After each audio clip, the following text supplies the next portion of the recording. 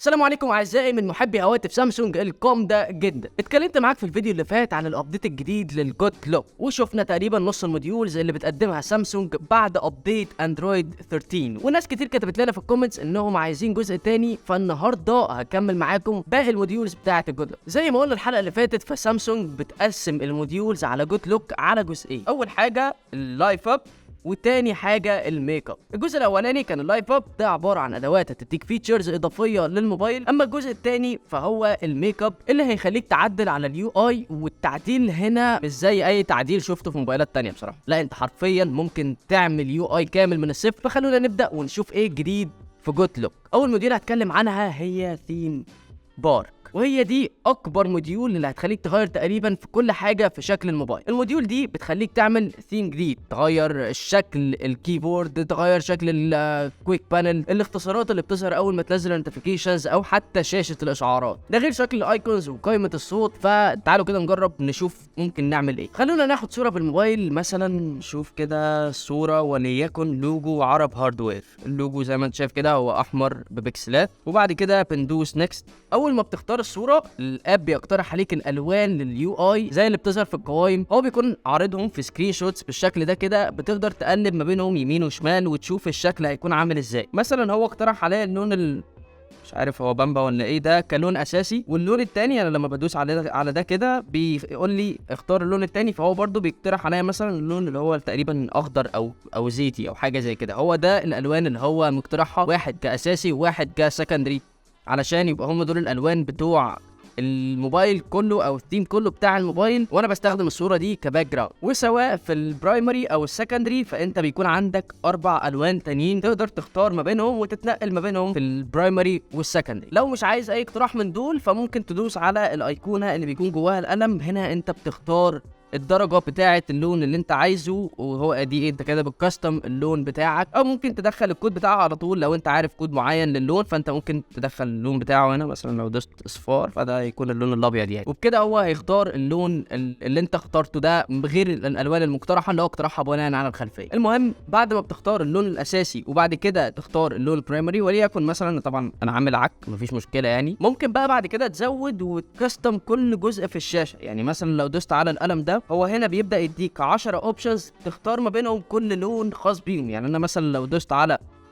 سيرفيس انا هختار لها لون، لو دوست على الباك جراوند الحاجات اللي على الباك جراوند انا هختار لها لون، وهكذا. انت بتختار لون لكل حاجه حرفيا. فانت بيبقى معاك 10 اجزاء مختلفه عن اليو اي، هتحدد لون كل حاجه منها. بعد ما بتخلص بتدوس على ايقونه الشمس اللي فوق، بيقول لك الالوان اللي انت اخترتها دي هتكون عامله ازاي في الدارك مود. وهنا برضو بتقدر ان انت تعدل في الالوان لون زي ما انت عايز. انت ممكن تخلي حتى الدارك مود هو مجرد مود مختلف للالوان، مش دارك مود حقيقي. انت ممكن تختار له الوان مختلفه، فيبقى عندك مثلا مود الوان احمر وازرق مع اخضر واصفر. يعني انت ممكن تعمل تشكيله الالوان اللي انت عايزها، ممكن تخليه دارك مود زي ما انت عايز. تاني حاجه في ثيم بارك هتلاقيها هي الكيبورد، وهنا بتقدر تعمل نفس الكلام برضو. اهو بيبقى قدامك 10 اجزاء بتقدر ان انت تكستم الالوان بتاعتهم زي ما انت عايز، بتختار اللون بتاع كل مكان وبتحدده زي ما انت عايز. بس الاهم بقى من الكيبورد هو الكويك بانل، والتعديل على الكويك بانل بسيط جدا الصراحه، واسهل حتى من انك تعمل سيم. ببساطه الاب بيظهر لك كل الاجزاء اللي انت ممكن تختار لونها والبلور والساتوريشن بتاعها. يعني مثلا لو اخترت الجزء ده كده انا هقدر ان انا احدد الساتوريشن بتاع اللون بعد ما اختار اللون طبعا، وبعد كده بختار الترانسبيرنسي او بحدد الترانسبيرنسي بتاعته. وكل حاجه ليها بلور ليفل، انا كل ما اختار مكان هو ليه بلور ليفل معين بقدر ان انا اتحكم فيه. يعني انت معاك 10 اماكن في الكويك بانل بتقدر ان انت تختار لغايه 10 الوان لكل مكان فيهم. اما لو عايز تريح دماغك فممكن تختار من الاقتراحات العاديه اللي قدامك دي، والاب هيظبط كل حاجه لوحده. وما تنساش برضو في الاخر تدوس على العلامه بتاعه الشمس اللي هي تحوله لك لدارك مود علشان تشوف الوضع هيكون عامل ازاي في الدارك مود، لو عايز برضو تخليه كاستمد او زي ما انت عايز. نفس الكلام ده بالظبط بالنسبه للفوليوم بانل، بتقدر برضو ان انت تحدد الالوان بتاعه الاجزاء اللي قدامك دي اللي هم هنا 6 اجزاء، بتقدر تختار كل لون فيهم. مثلا لو دوست هنا بقدر احدد برضو الساتوريشن بتاع اللون، بقدر احدد الترانسبيرنسي بتاعته، بقدر اختار الالوان من الالوان المقترحه او من الالوان اللي انا اقدر اكستمها بنفسي، او ممكن احط الكود برضو. وفي الاخر بختار الايقونه بتاعه الشمس عشان اشوف في الدارك مود ممكن يكون عامل ازاي، وبقدر برضو ان انا اعدل حتى في الدارك مود. اخر حاجه في الثيم بارك هي الايكون، ودي هتلاقي فيها خيارات يعني مثلا لو دوست كريت نيو هتلاقي عندك كذا اوبشن للشكل بتاع الايقونه نفسه. بس قبل ما نقولها خلونا نشرح حاجه صغيره. في ون يو اي 5 وحتى في الاصدارات اللي قبليها انت كان بيبقى قدامك خيارين، يا اما الايقونز تبقى زي ما الديفلوبر مصممها، يا اما تختار لون واحد وهيبقى خلفيه لكل الايقونز. هنا في الثيم بارك في خيارات اكتر بس مبنيين حوالين الاختيارين دول. في كذا اوبشن، مدور، مربع، مش عارف، ورده، في نجمه وفي شمس. مش عارف ليه حد ممكن يخلي شكل الايقونز بالشكل ده، بس يعني او اوبشن موجود. تاني حاجه ممكن تغير لون الايقونز من الايكون كولر. انت هنا بتقدر تتحكم في اللون بتاع الايكون وبرضه بتقدر تتحكم في الساتوريشن بتاعه، وزي ما قلت لك ده هيبقى لون الخلفيه لاي اب عندك في الموبايل. غير ان في سهم تحت بيخليك تتحكم في الحجم بتاع الايكونز زي ما انت شايف كده من اكبر الى اصغر. اما لو انت مش عايز وجع الدماغ ده كله فممكن ببساطه تدوس على ايكون باك وتقدر ان انت تنزل ايكون باك سواء من الجالاكسي ستور او من جوجل بلاي او من اي ثيرد بارتي وتريح دماغك بقى. يعني دوس هنا هتجيب لك الفيتشرد ايكونز من الجالاكسي ستور، ونفس الكلام بالنسبه لو عندك ستور تاني او زي بلاي ستور مثلا او ايا كان. نروح بقى على الموديول اللي بعد كده واللي هو الناف ستار. وما تخافش الثيم بارك كانت اطول موديول في الموديولز كلها والباقي يعتبروا صغيرين جنبها يعني، فما تقلقش. موديول ناف ستار حاجه بسيطه جدا، هو ببساطه مسؤول عن النافيجيشن في الموبايل. انت عموما بيبقى عندك 3 خيارات في الون يو اي 5، يا تستخدم شريط النافيجيشن العادي، يا اما الجستشرز بتاعه الاندرويد، يا اما الجستشرز بتاعه سامسونج. الموديول هنا بيعدل على اول 2 بس اللي هم البوتونز او السوايب جستشرز بتاعه سامسونج. في الجستشرز بتاعه الاندرويد بتقدر تغير الشكل البار الصغير اللي بيظهر تحت ده. يعني مثلا لو احنا حولنا الجستشرز ان هو يكون في الهنت اللي من تحت ده وبياخد وقت بس، فانت تقدر تتحكم في المقاس او اللون بتاع الهنت ده. ممكن تخليه شفاف، ممكن برضه تتحكم في السنسيتيفيتي بتاعه الشاشه للسوايب باك. صراحه انا خاف البار ده اصلا، يعني ما بحبوش وافتكرتش انه موجود غير وانا بجرب ناف ستار لما عملت الابديت الجديد. في شريط النافيجيشن بقى لما تكون عاملهم اللي هو ايقونه في النص للهوم ومن هنا للريسنت ابس ومن هنا للباك، فالموضوع بيبقى اسهل جدا. انت ممكن تغير شكل الايكونز ترتيبهم، وفي اوبشن عجبني جدا بصراحه. عارفين ايام ويندوز اكس بي لما كنت بحب تبقى شاب روش وبتاع تقوم مخلي التاسك بار يختفي وما يظهرش غير لما تروح ناحيته؟ نفس الكلام هنا برضو، بس انت هتسحب الشاشه لفوق بسهوله فيظهر لك شريط النافيجيشن. يعني مثلا لو فعلت ده كده، طبعا هحتاج الاول ان انا اخليها بوتونز بالشكل ده، بعد كده نرجع ونروح على ناف ستار ونفعل اوبشن اللي هو شو اند هايد بوتونز. كده الزراير اللي هي تحت البوتون نفسها مش هتظهر غير لما انا اروح لها بالشكل ده، غير كده هي الشاشه كامله عندي ما فيهاش الزراير دي. فده برضو اوبشن ظريف بس انا ما بحبهاش الصراحه، فانا خلوني اوقفها. انا ما بحبش خالص الزراير دي، انا بحب الجستشرز عموما. يعني خلينا نوقف دي كده ونروح على السوايب ونفعلها، بعد كده نحولها لسوايب. كده هي رجعت سوايب عادي كده براحتنا. بقى نرجع تاني الجود لوك ونرجع ورا ونروح بقى على موديول هوم اب. الموديول ده ببساطه جدا هو مسؤول عن التعديل عن الهوم سكرين والاب فاين. اول حاجه بيعملها الموديول ده هو انك تقدر تغير في الجريد بتاعه الهوم سكرين. يعني ممكن تخليها 5 في 6، تخليها 4 في 7 او وات ايفر بقى اللي انت عايزه. ونفس الكلام بالنسبه للسكرين جريد بتاعه الاب سكرين مش الهوم. يعني تاني حاجه ان انت ممكن تفعل اللوب بيجز، يعني تخلي البيجز بتلوب على طول، توصل لاخر بيجز هتجيب يمين تاني هيرجعك لاول بيج وما الى ذلك. زي ما كنت بتجيب مثلا في التلفزيون القناه 999 وبعد كده تدوس فوق فيرجعك تاني للقناه رقم 1. زي ما انت شايف كده انا عمال افضل الف حوالين نفسي بقى وما الى ما لا نهايه. تاني حاجه لو انت مش عاجبك شكل الاب فايندر بتاعك فانت ممكن تخليه عباره عن اب لسته وفيها تطبيقات متثبته فوق، وانك لما توصل لاخر صفحه بقى تكون مفعل اللوب وما الى ذلك. يعني لو جيت هنا فعلتها مثلا كده انا هدخل هنا هيبقى عندي ليست التطبيقات متثبته فوق والباقي لوحده بقى كده بقوا كلهم في صفحه واحده، بس عندي ليست التطبيقات متثبته فوق. بس برضو انا ما بحبش ده بصراحه فاحنا هنشيله. تاني حاجه ممكن تخلي الفولدر يفتح في بوب اب. يعني مثلا دلوقتي لو دخلنا على الفولدرز الاوبشن بتاع فولدر بوب اب ده يعني خليني اوريها لك. انا دلوقتي مش مفعله فهنرجع ورا وليكن هنفتح الفولدر ده بيكون شكل الفولدر في حاله ان انت مش مفعل الفولدر بوب اب. نرجع بقى ونخلينا نفعل الفولدر بوب اب، بيكون بالشكل ده، بيظهر بالشكل اللي هو كانه هو طالع من البتاع كده، مختلف عن التاني، مختلف في الترانسبيرنسي. انت بتقدر تتحكم اصلا في الكلام ده. يعني لو رحنا مثلا على جود لوك انت هتقدر بقى تتحكم في الترانسبيرنسي بتاعه الفولدر، تقدر تتحكم في الخلفيه بتاعته وما الى ذلك. كل الكلام ده هيكون انت تقدر تتحكم فيه، حتى الايدجز بتاعته ممكن تتحكم في القطر بتاعها هيكون عامل ازاي، سواء دايره او اقرب للمربع. بعد كده التاسك تشينجر، زمان ده كان موديول منفصل بس دلوقتي بقى جزء من هوم اب. التاسك تشينجر ده مهمته ان هو يتحكم، يعني زي ما انت شفت كده انا عمال اتنقل في ريسنت ابس، بيكون شكلها زي ما انت شايف كده، مش ده الشكل المعتاد لسامسونج. الشكل المعتاد بيكون اللي هو الليست، ان في تطبيقات جنب بعض. انت بتقدر بقى هنا ان انت تتحكم في الشكل بتاع الريسنت ابس دي، سواء عايزها فيرتيكال ليست بالشكل ده يعني هتبقى كده مثلا، عايزها سليم ليست بالشكل ده اللي هي حاجات مختصره مجرد اسم، بس دي بتلخبط بصراحه زي ما انت شفت كده انا عمال اتلخبط. ممكن نخليها جريد برضو، ده اوبشن ان كل حاجه تبقى واضحه قدامك بالشكل ده زي ما انت عايز. وكل اختيار من اللاي اوت تايب ده بيكون فيه خيارات خاصه بيه تحتيه، يعني كل حاجه بيتغير الاوبشنز بتاعتها، بس الخيارات الثابته بتكون مثلا ان السيرش بار يكون ظاهر او لا، الريكومندد ابس، الحاجات اللي امتى ريسنت ابس تفتح او الجستشر اللي تفتح ريسنت ابس وما الى ذلك، دي بتبقى ثابته في كل الحاجات. لكن بعد كده انت كل ما تغير زي ما انت شايف بيزيد حاجه او بينقص حاجه في الجزء بتاع الديتيل سيتنجز. برضو من الموديولز اللي بتعدل على الهوم سكرين هو موديول وندر لاند. الموديول ده بيخليك تعمل دايناميك وول بيبر، يعني وول بيبر فيها حاجات بتتحرك. الخيار سهل طبعا انك تختار من الدايناميك وول بيبرز اللي موجوده عندك،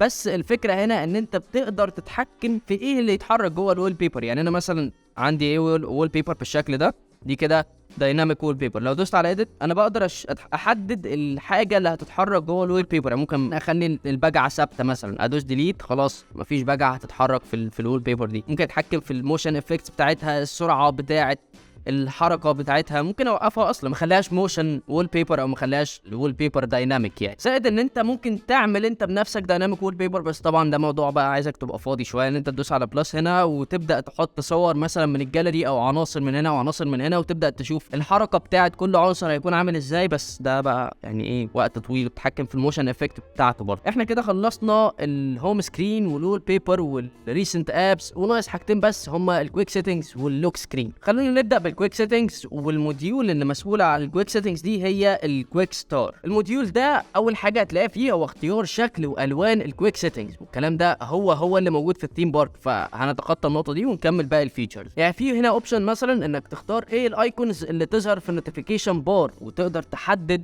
مكان الساعة، عايزها شمال عايزها يمين مثلا، تختار ان يظهر لك الديت، يظهر لك الثواني، يظهر لك التاريخ. كل الحاجات دي انت بتحددها من الكلوك سيتنجز. الحاجه الاجمد بقى ان في اندرويد 13 ومن ساعه اندرويد 12 بيرتبوا النوتيفيكيشنز حسب الاولويه من وجهه نظره. يعني زي مثلا المسجز والميل بيخليها في الاول حتى لو هي جت متاخر مثلا. فانت عندك هنا اوبشن انك تخلي النوتيفيكيشنز تظهر لك حسب الوصول، يعني اخر نوتيفيكيشن وصل هيكون اول ايكون في النوتيفيكيشن بار ده، عن طريق ان انت بتفعل بس اوبشن شو نوتيفيكيشن باي لاست ابديت. كده هيظهر لك النوتيفيكيشن حسب اخر حاجه. والحاجه الثانيه بقى ان انت مثلا في موبايلات سامسونج لما تيجي تسحب كده انت بيظهر لك الاول الجزء بتاع النوتيفيكيشنز، عايز الكويك سيتنجز بقى انت بتقوم ساحب تاني. تقدر من الاوبشن الاخير اوبن كويك بانل دايركتلي ده ان انت تخلي السحبه بتاعتك توديك على طول على الكويك سيتنجز. يعني لو خليتها كده مثلا، انا مجرد ما اسحب كده الكويك سيتنجز تفتح على طول. لو خليتها بالشكل ده فكده لا، النوتيفيكيشن هي اللي هتسحب حتى لو انا غلطت ودوست لو سحبت سحبه مطوله.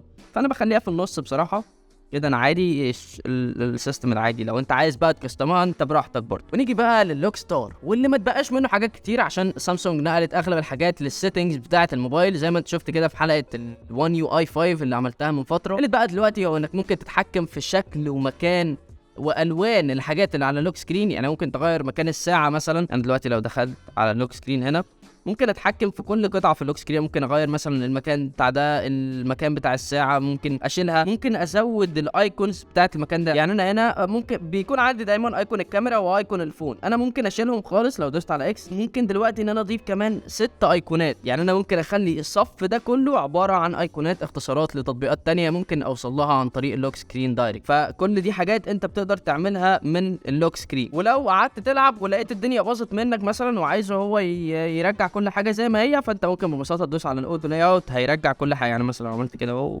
بالشكل العبيط ده كده او اوتو لاي اوت هو هيرجع لي كل حاجه زي ما كان. فده برضو اوبشن ظريف. ممكن اعمل لها ريست كده هترجعها زي ما كانت لو انا برضو كنت مبوظ الدنيا. ومن الحاجات برضو اللي لسه في الجود لوك وليها علاقه باللوك سكرين هي الكلوك فيس. انت لما بتدوس عليها وبيقول لك انت عايز تعدل على كلوك ستايل في اللوك سكرين ولا في الاولويز اون ديسبلاي، فاحنا مثلا نختار اللوك سكرين. هنا انت بتقدر تعدل على كل حاجه في شكل الساعه. انت ممكن تخلي الساعه بالاشكال اللي قدامك دي، ممكن تخليها انالوج زي ما انت شايف كده، ممكن تخليها ارقام بحاجات عبيطه شويتين زي ما انت عايز. والاجمد بقى في السيتنجز بتاعه الكلوك فيس دي ان انت تقدر تعمل ووتش فيس للساعه بتاعتك. لو معاك جالاكسي ووتش فانت ممكن تدخل هنا تقدر ان انت تعمل بنفسك الفيس بتاع الجالاكسي ووتش اللي معاك، بتقدر بقى تكستم فيه كل حاجه، ممكن تنزله وبتتحكم برضو او بتسينكو مع الساعه علشان تبعته ليها على طول. اخر موديول هتكلم عنه النهارده بقى وهو اخر حاجه في جود لوك هو الموديول بتاع بنتاستيك.